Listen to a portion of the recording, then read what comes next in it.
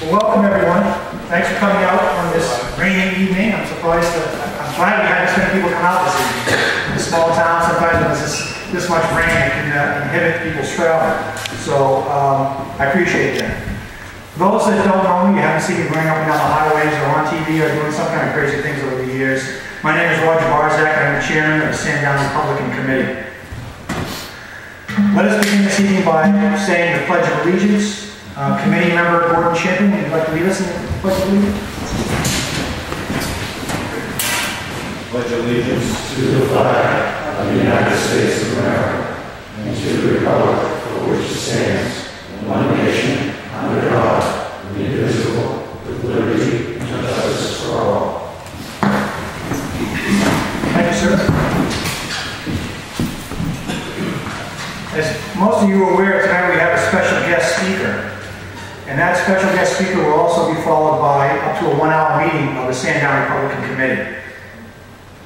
I'd like to take this opportunity to encourage anyone interested in learning more about the Sandown Republican Committee to stay with us for another hour tonight and then learn about some of the activities, the goals, and the initiatives that the committee is involved. If you'd also like to learn more, you can reach out to us on the web at srcnhgop.com.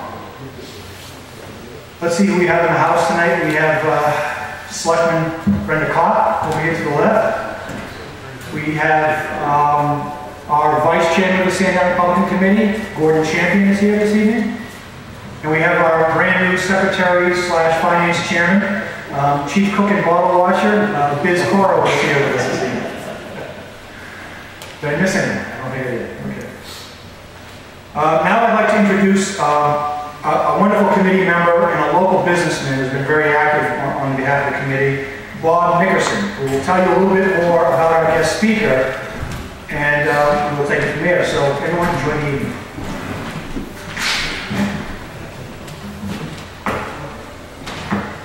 Thank you. For those of you that are not completely familiar with Representative Guinta, I'll give you a brief bio and then we can turn the microphone over to him.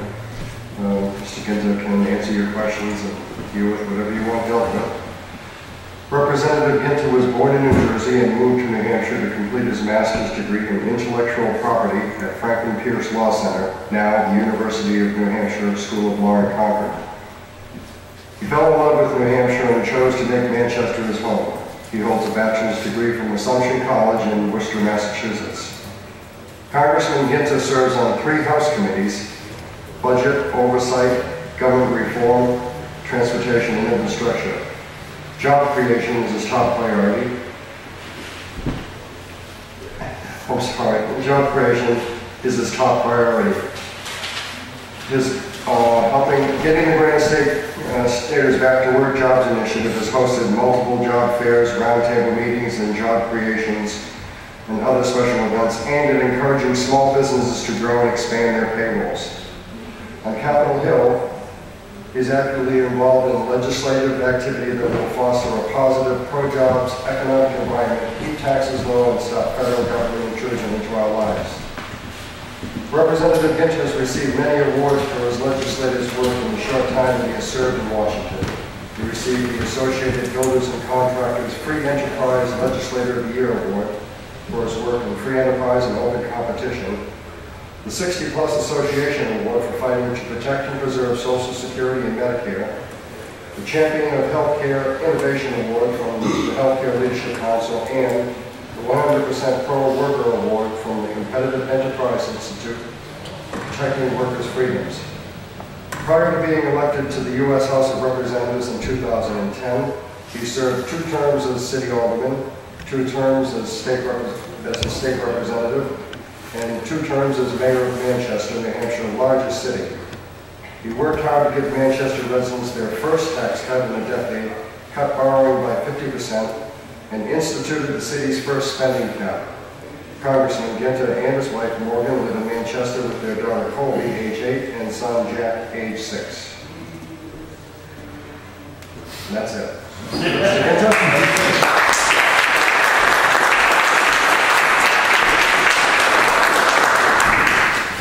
Thanks, everybody.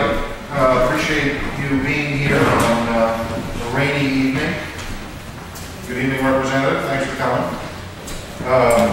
Want to first let everybody know, I think we've got a couple people here who are filming this evening. American Bridge is an organization, from what I understand, that is a progressive communications firm that tracks Republicans, and then I believe that there's someone from the Democratic Party filming this as well. So wanted to welcome them. Thanks for being here, but wanted to make sure everybody in the room knew who was filming and watching this evening's meeting.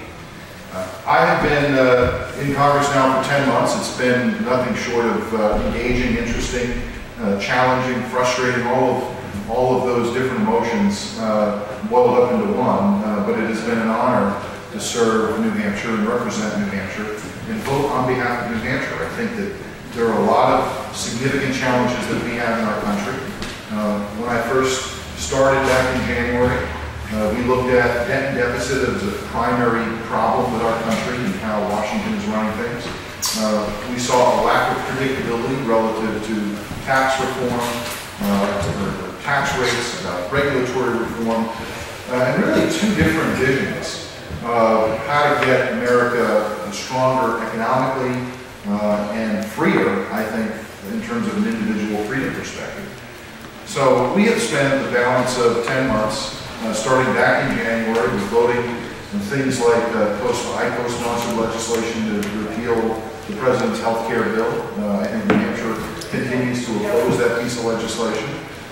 We passed a repeal bill out of the House, one of the first things we did, and we're still waiting for the Senate to take up that piece of legislation. We voted not once but twice to actually cut our own budgets.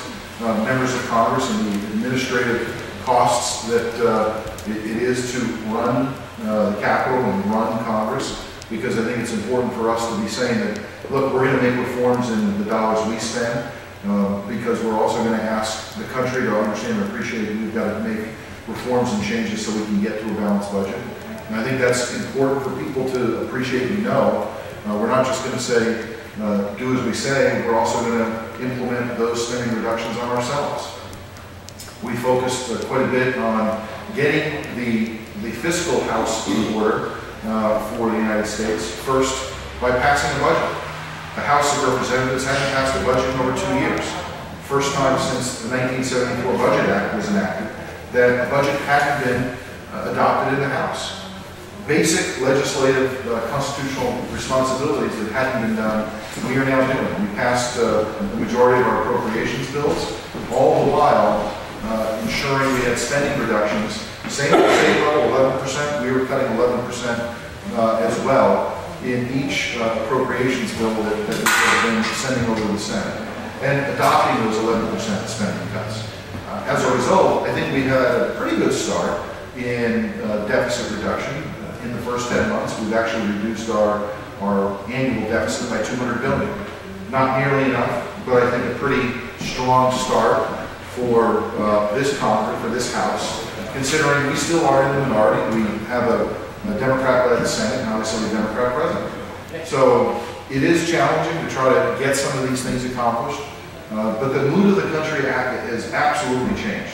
I think we have gone from how much are we going to spend to how much are we going to start saving, how much are we going to start reforming government, how are we going to get back to balanced budgets. And that I think is important for a couple of reasons, because job creators, small business owners right here in New Hampshire need predictability with relative to spending and tax policy in Washington. They also want to see regulatory reform. They want to see positions out of Washington, public policy that's taken out of Washington, that enhances and augments a small business owner's opportunity to try to grow their business, expand their business, and have a positive impact on job growth again. And if you think about the last 6 months, where our unemployment numbers have been, roughly 9.1%, very stagnant. You've seen in many months almost no job creation in certain months, and as much as maybe 50 or 60,000 in other months, which is a far cry from what we really need to see that 9.1% unemployment number decline. You really need about 200,000 to 250,000 jobs per month created in this country. We're nowhere near that. Add on top of that the lack of consumer confidence. Add on top of that the fact that the value of the dollar is at 40% decline. We still have serious challenges in this country that we've got to face as a Congress, and we've got to find solutions, and we've got to find ways to convince those in the Senate and the President that the policies of the last 2.5 years have not worked, and that new ideas and new policies coming out of the House should at least be given consideration. And as I come back to New Hampshire every week, and my schedule is such that you're either leaving New Hampshire on a Monday, returning on a Thursday, or you're leaving on a Tuesday, returning on a Friday.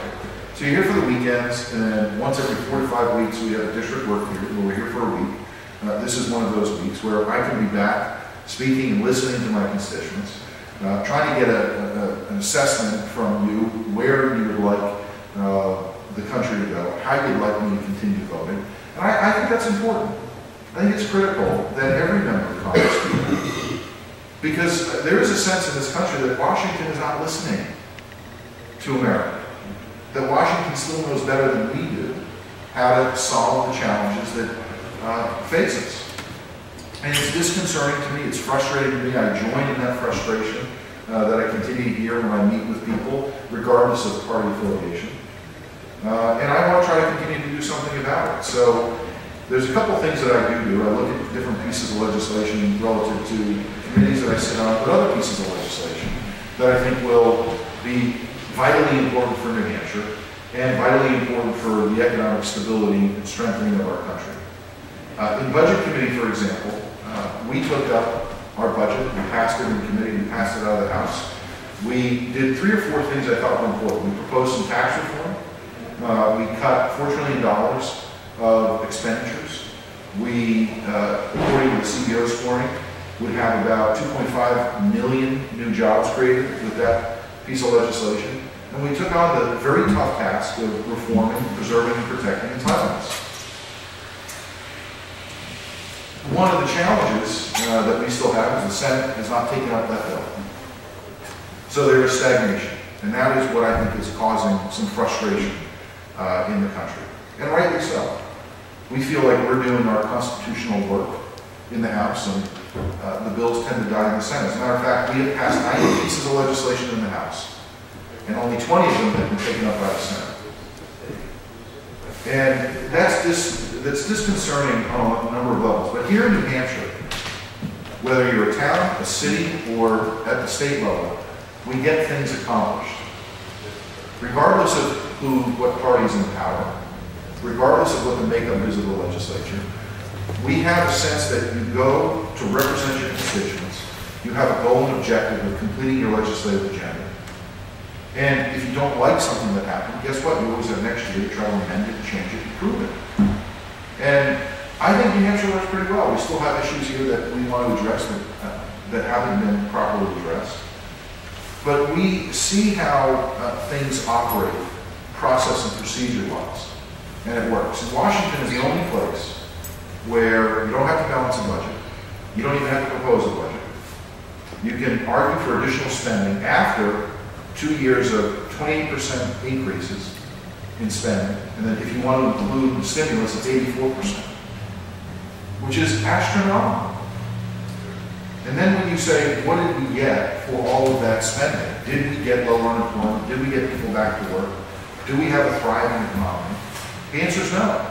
With 9% unemployment, 15 million people out of work, we have another probably 15 million people who are underemployed. And right here in New Hampshire, our construction industry, which is a pretty important component of our economy, has about 21% unemployment. We're still fragile at best. And there's a lot of fiscal challenges that we've got to address. But I think we can do it in a responsible manner. And I think that over the course of the next year, we're going to have this debate again about what is the best direction for the country relative to the 2012 election cycle. And obviously New Hampshire is going to play a pretty important role. I want to talk for a couple of minutes about the presidential primary process, since